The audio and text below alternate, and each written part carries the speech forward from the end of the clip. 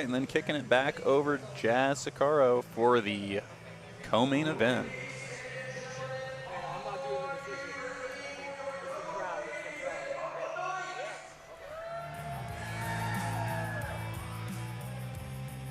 This match is scheduled for 15 minutes at 115 pounds. Making her way to the red corner, representing 10th Planet Austin, fighting out of Austin, Texas. She is ranked 11th in the world at 115 pounds. Introducing Lorain Sears.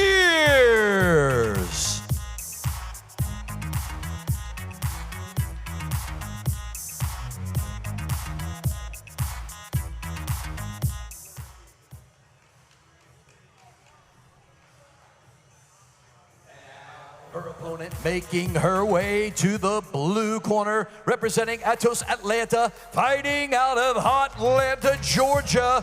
Currently ranked 7th in the world at 105 pounds. Presenting Faye Cherrier.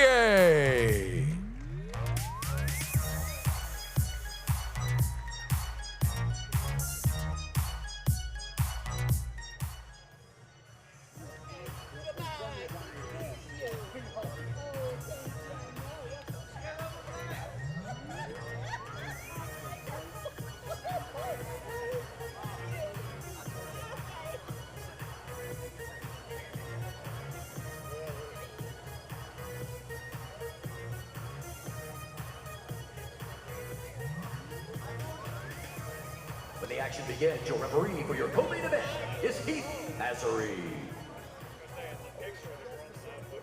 Got a great match coming up. Both these athletes, not used to competing in their weight class. Both are, on the smaller side and tend to have to compete up.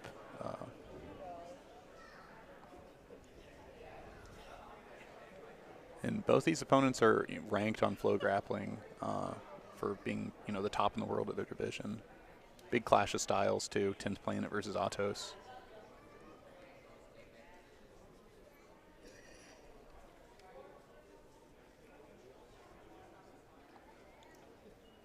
I expect Faye to have a little bit more of an advantage on the feet. She has some collegiate wrestling experience. Lorain still, has a slight size advantage and, isn't afraid to wrestle herself. But right now, what are you seeing between the two of them? Yeah, I'm watching Lorain's strategy. It looks like she was playing that right arm collar tie. Now she's on the left, but trying to stay on the head. Back to the collar tie on the left.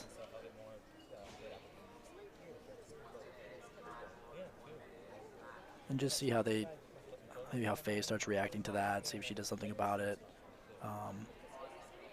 Sometimes you decide you don't want to do it any longer, you pull at a certain point, but they're both standing so far.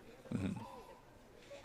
And again, this is, 6 minutes longer than our other matches, so maybe the athletes are trying to, progressively build the pace as the match goes instead of, selling out early and potentially gassing themselves.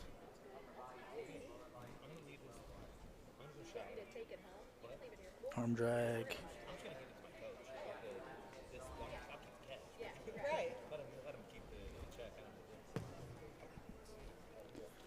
Definitely a lot of forehead to forehead action here. I'd like to see maybe some level changes, try to create some angles. Yeah, and they keep going like ear to ear too, and I feel like that kind of kills a lot of the potential for the wrestling exchanges. Makes it tough. It can be very stalematey.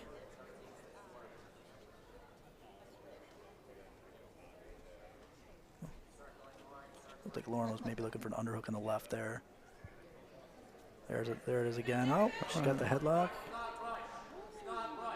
Nice headlock. Look at a mirror lock momentarily. Right, from the feet.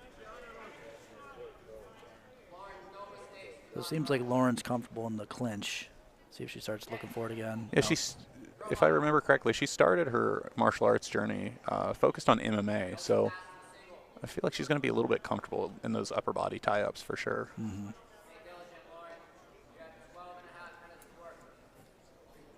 2-on-1. See what she does with this.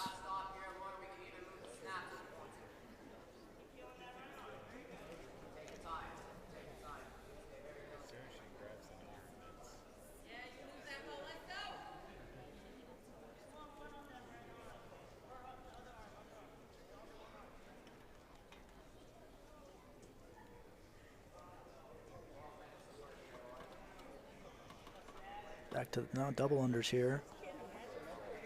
Faye's got her hips back. Yeah, it's going to be hard to move her at the moment, but maybe she can use it to, like, to throw by or, oh, using it to pull guard. And that's a decent way to get upper body connection. Shoulder crunch on the left, it looks like. Lets it go. She's probably going to try to work to close guard here, if I had to guess. But Faye doing a really good job framing the hips, blocking out that opportunity. But nice, yeah, Utakatame shoulder crunch. Using it to get to the closed guard. Faye concedes it just to not threaten the overhead sweep as much. She didn't want to get pulled over top. Able to fight her hands back in the middle. You know, this is definitely not where you want to be against someone from 10th Planet, I feel like. Right. Yep. Right on cue.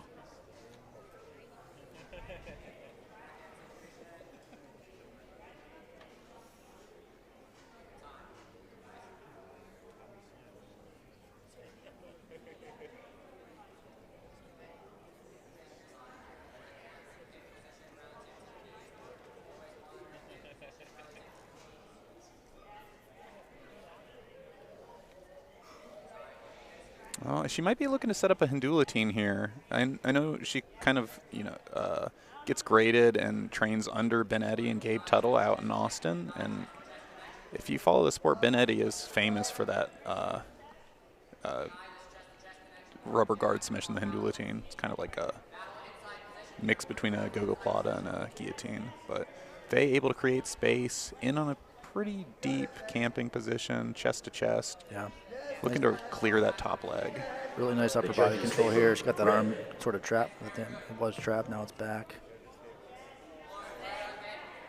Some heavy pressure here. Like super heavy pressure, especially considering the weight. And again, going back to that well, looking to get that underhook climb into a potential shoulder crunch, and it allows her to get back to the closed guard. Hair tie falls out, maybe letting the athletes reset for that. Kind of the advantage of having the braids, I bet. Just less to worry about.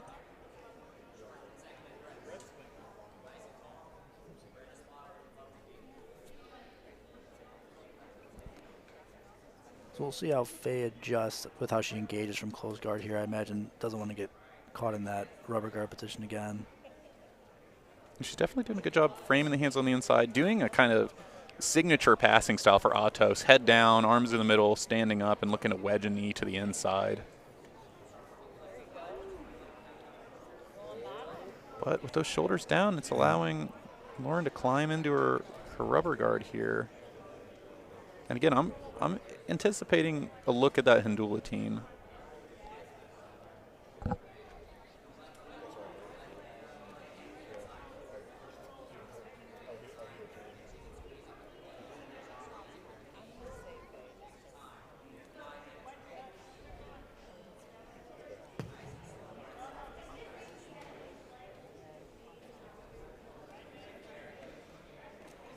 Faye able to beat the shoulders and work her way back to the middle.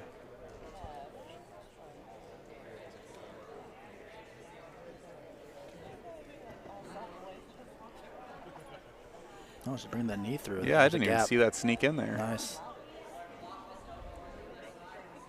See if she can use it to wedge the closed guard open.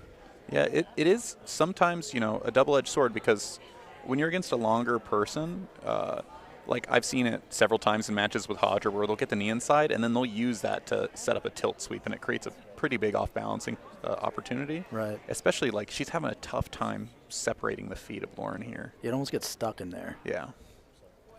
But she continues to drive through, staying cautious of the shoulder crunch threat. And the guard's open. It is now open. See if Faye returns to that pressure like she did last time. Lorain's getting under the leg. Good opportunity to pass here. And having to pummel her legs over pretty aggressively to get back to a guard, but Switching not out of sides. danger yet. Really nice. That's like an old school like Andre Galvao drill where you switch sides like that. Yeah, I mean, that's a signature for Atos. They're so systematic with their guard passing, and they're so good at, you know, changing directions and keeping that pressure on.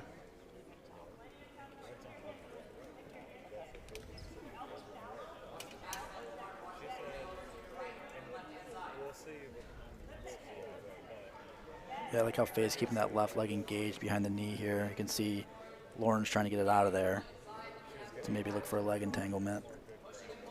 But if Faye can keep it there, usually the leg can stay safe. Yeah, there's just so much space between her top leg and her lower body, or her upper body, that I'm kind of worried if Lorain tries to go to a leg attack here, she's opening herself up to more offense for Faye. Able to get down a little lower, looking potentially for a Choi bar here, but Faye's able to slip it out. And back to the feet. Getting into the later half of the match, I see a little bit of a momentum shift so far, where Faye's having more offense than she had earlier in the match. Yeah, I'm with you there.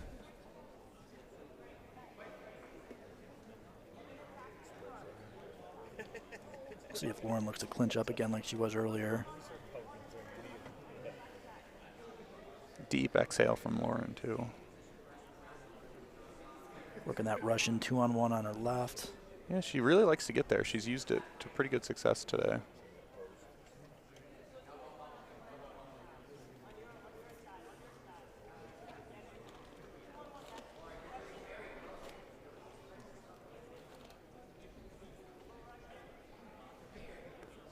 Looks like she grabbed an overhook on her right.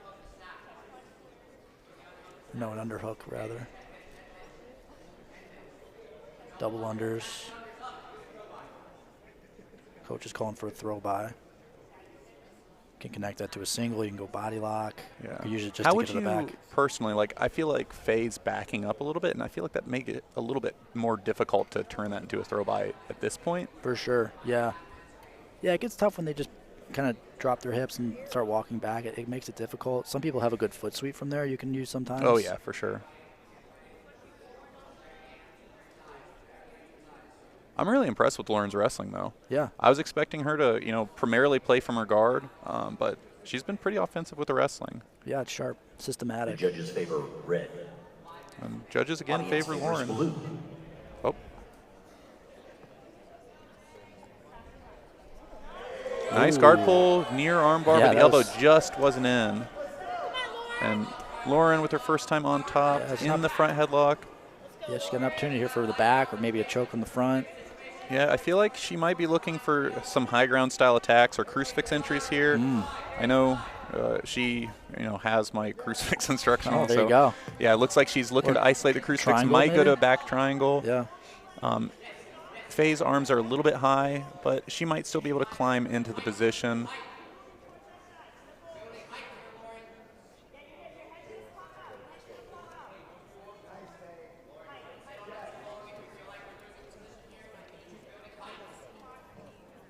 For me, I want to see Lorain close a little bit of that space with the body wrap that she has there.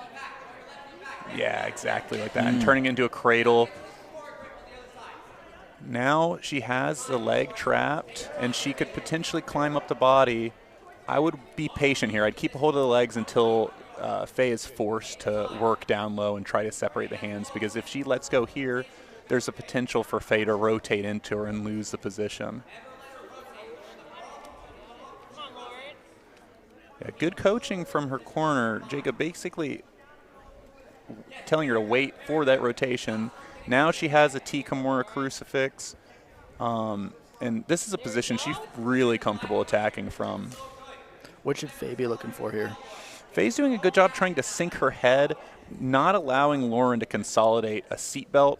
And she already has her top arm up. The problem is it's stuck under Lorain's knee, which makes it hard for her to continue rotating. But I would try to bridge clearing my wrist so I can continue to work over top and try to, work my way over top of Lorain. She's really low here. Yeah. She has the potential to sink down and escape.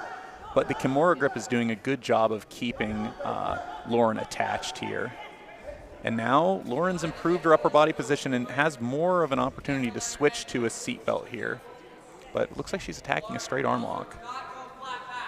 2.5 minutes to work. Faye in some deep trouble here. Yeah, her right arm really seems jammed in there. Yeah, for sure. And I do remember Lorain approaching me over this exact situation last time I was in Austin, asking what I thought about this. And she has the potential to attack a shoulder lock from here. It's something she's worked on. It is difficult to finish and rotate through on it just because of the angle of her hips, but it's not comfortable for Faye. You know, her arm's being cooked here. It looks like it, yeah. It's definitely going to add up. And with 2 minutes left, if she has to maintain that the whole time, she might succumb to that.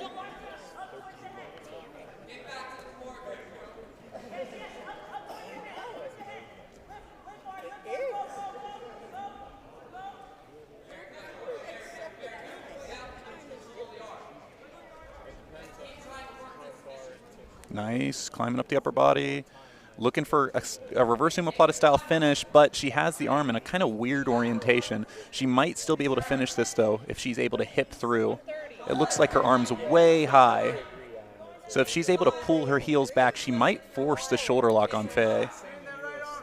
Very interesting submission. I wish they were in contention for sub of the night, because if she hits that, it's going to be super cool. Oh, she switches to a regular reverse omoplata, but looks like she may have lost it and had to consolidate top control.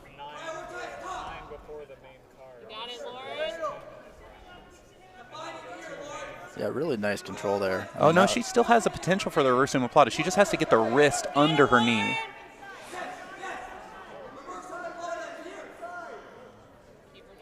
Yeah, the corner's calling for the reverse omoplata. It's such a strong submission, and it looks like if she's able to get that wrist under her knee, it's going to be over. Hey, that almost. Like, that's torquing.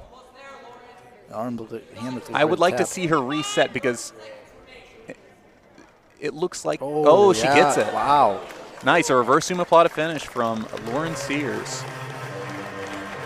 It's all because you're instructional. Maybe, yeah. Wow. Okay. It's funny, that's such like a niche position. I've never really spent a lot of time with it, but like that's your wheelhouse, man. Yeah. For sure. Like Definitely spend a lot of time there, and you know, it's somewhat popular on Fanatics. I feel like it's right now it's the highest selling crucifix instructional. good for you. So. That's great. But now over to Jazz Sakura with the official decision.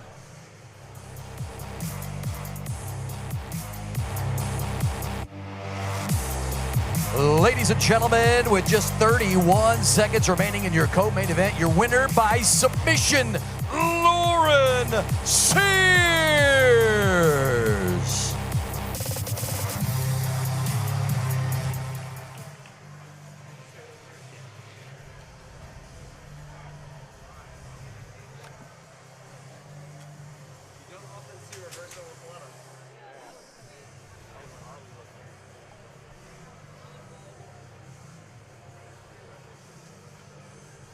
And now over to Jazz with our main event.